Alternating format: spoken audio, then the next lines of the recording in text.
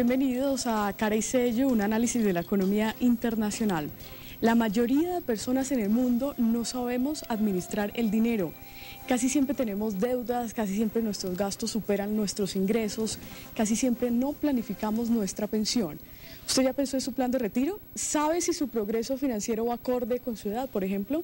Hoy vamos a ver y analizar un tema que a todos nos interesa, la planificación financiera personal. Nos acompaña Rigoberto Puentes, autor del libro Finanzas para Papá y Mamá. Señor Puentes, muchas gracias por aceptar la invitación y bienvenido. Gina, muchísimas gracias por esta invitación. Muchas gracias. Es un verdadero placer estar contigo, estar en este canal y tener ese contacto con tu teleaudiencia. Bien, arranquemos entonces desde cero, señor Puentes. Como tú quieras, Gina. Finanzas personales, ¿qué entendemos por finanzas personales? Empecemos por eso, me parece muy bien. Finanzas personales, y es bueno aclararlo porque el tema de finanzas personales se aleja un poquitico de lo que es el tema de las finanzas empresariales, que es lo que todos estamos acostumbrados a ver. Y de ahí lo importante de las finanzas personales.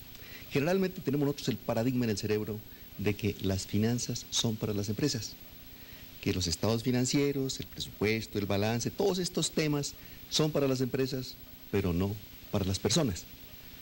Ahora, el primer paradigma que uno tiene que romper es pensar que personas somos empresas. La empresa más importante de la sociedad se llama familia. Y el papá financiero, que no tiene género, sea papá o sea mamá, es el responsable, es el gerente general de la empresa llamada familia.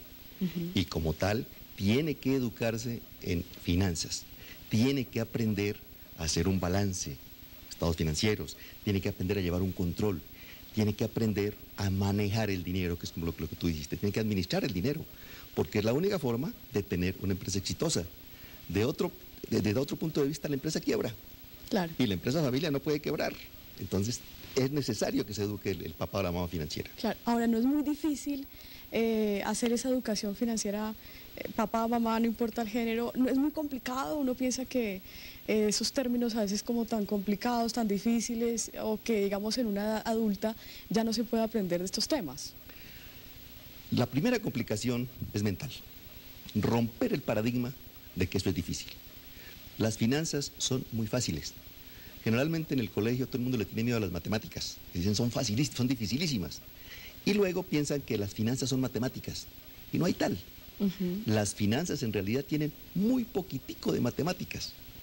Una persona con el hecho de saber las 4 operaciones, sumar, restar, multiplicar, dividir, saber un poquito de porcentajes y saber un poquito de interés compuesto, ya está. Yo no sé si tú conoces, por supuesto que has oído hablar de Warren Buffett, que es quien maneja estos términos, ¿no? Sí. Dice, eso es muy sencillo. Todo lo que hay que hacer en finanzas para uno crear riqueza es no cometer errores. Y para no cometer errores, basta con saber un poquitico de matemáticas. Y él lo menciona, él dice, si se requirieran altas matemáticas o altos conocimientos financieros para tener dinero, yo seguiría vendiendo periódicos, porque él empezó vendiendo periódicos. Y resulta que así es efectivamente. Y tú te habrás podido dar cuenta por el libro que me contaste que habías leído, que lo que tiene de matemáticas es nada, es muy sencillo. Y todo lo que tiene con las nuevas tecnologías, con las computadoras, todo eso se maneja con simuladores financieros muy fácilmente. Es cuestión simplemente de saber unos números, meter los números y ya, se hacen los estados financieros, se hacen los análisis, las evaluaciones y se puede llevar un control para esa empresa que llamamos familia. ¿En qué momento empieza a cambiar como esa cultura o esos paradigmas empiezan a quedar atrás para decir esto es de verdad muy importante y que todo el mundo tiene que hacerlo y saber? Sí, bueno, todos sabemos, toda la vida se ha hablado de todo lo que es las finanzas de la familia o la economía familiar, pero realmente tiene un punto de partida, y te voy a hablar ahora de lo que es la planificación financiera personal, que es una disciplina de la cual en Latinoamérica generalmente no hemos oído hablar. ¿Por qué? Porque es una disciplina relativamente nueva. Nació por allá por los años 70 en Chicago, cuando alguien se dio cuenta de que todo lo que son las materias financieras estaban totalmente dispersas. Había gente que hablaba sobre cómo comprar la casa, el otro cómo comprar el carro, el otro cómo manejar los seguros, el otro me hablaba de las sucesiones, el otro los impuestos, todos temas dispersos.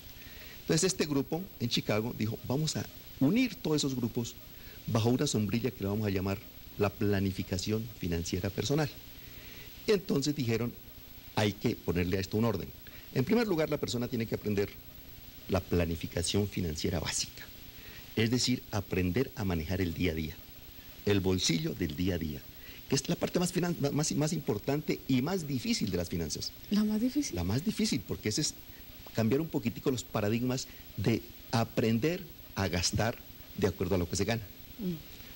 Y eso uno tiene que realmente adquirir esa disciplina y tiene que empezar a manejar esos presupuestos de que hablábamos antes para aprender esa pequeña parte. Una vez que tú aprendes cómo controlar tus gastos en relación con tus ingresos, asegurándote siempre de que los egresos sean menores que los ingresos y que deje siempre un remanente para el ahorro, entonces ya puedes empezar a crear riqueza.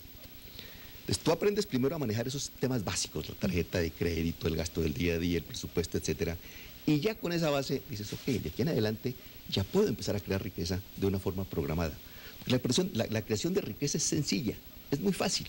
¿No es algún tema que uno ve como muy lejos de los es algo millonarios? absolutamente sencillo. Y ese es otro paradigma que hay que romper. La riqueza no se crea ganándose la lotería, ni recibiendo una herencia de un tío rico. La riqueza hay que construirla paso a paso.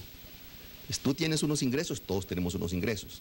Tienes unos egresos, y si tú manejas bien ingresos, egresos, te queda un ahorro. ¿Qué es ahorrar? Ahorrar es guardar el dinero debajo del colchón. Pero no basta con ahorrar. Después de ahorrar viene una parte que es aprender a invertir. Hacer que esos ahorros empiecen a rendir bastante.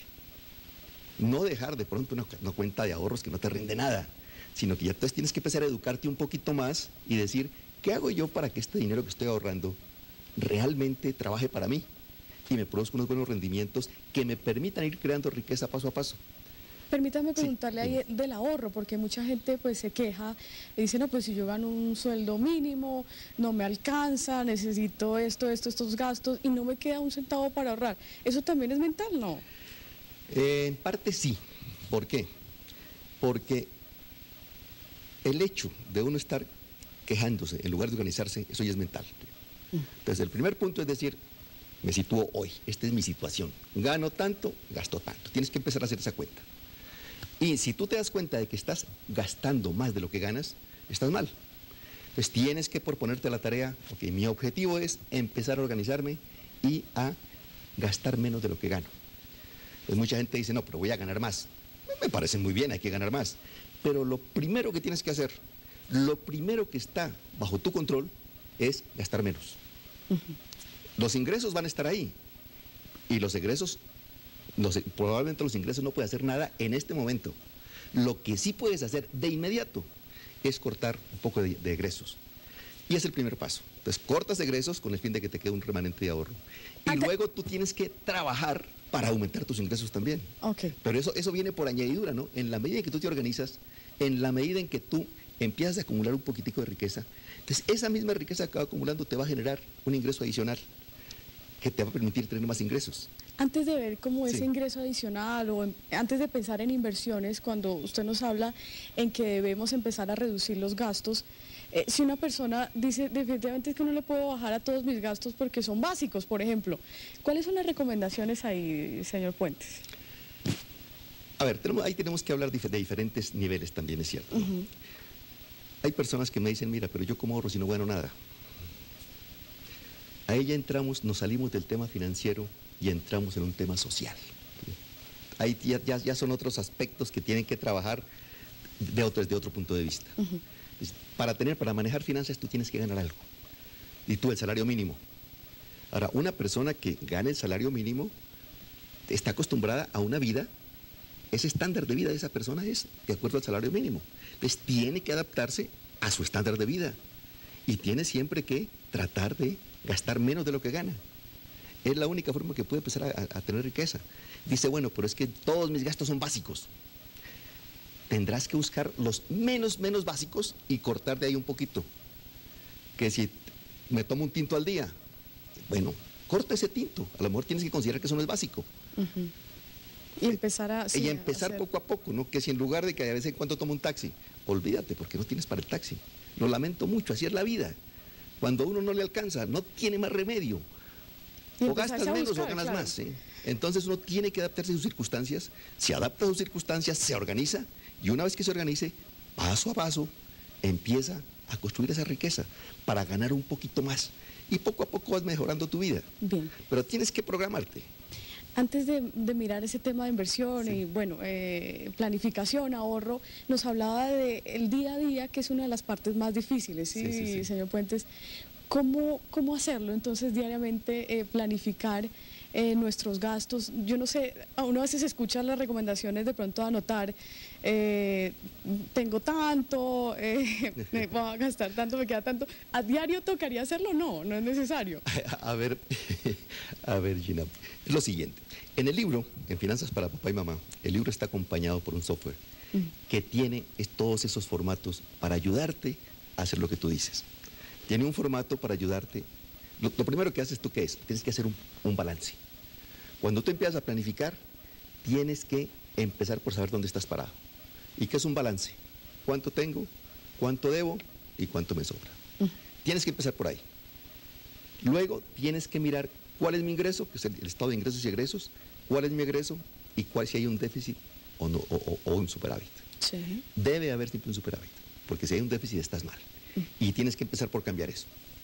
Y luego tienes que planificarte hacia el futuro, el presupuesto. En el año 2011 mis ingresos van a ser tanto, 1 millón de pesos mensuales. Entonces, en base a eso tengo que planificar mis egresos, de forma tal que al final me quede un remanente en la última línea para, que es el del ahorro, que es el de construir riqueza. Esos formatos los encuentras tú en el libro Finanzas para Papá, y ahí que te van a ayudar. Simplemente son formatos muy sencillos, están hechos en Excel, que Excel lo maneja todo el mundo. Y es cuestión de colocar las cifras, ¿no? 1 millón aquí arriba, eso te da la suma, y luego colocas todos los gastos. Tienes que hacer los gastos cuáles son, cuánto pago de arriendo o de hipoteca, cuánto pago de colegios, cuánto pago de etc. Tienes que hacerlo eso permanentemente. Y luego tienes que llevar un control mensual, mínimo mensual. Si tú eres una persona realmente solvente, eres una persona que tu ingreso te alcanza bien, lo haces mensual y todos los meses haces tu cuadrito, dices, este mes entró 2 millones, salieron 1.800.000, quedan 200. Tienes que hacer una conciliación. Dice, ok, esos 200 que dice el papel, ¿dónde están?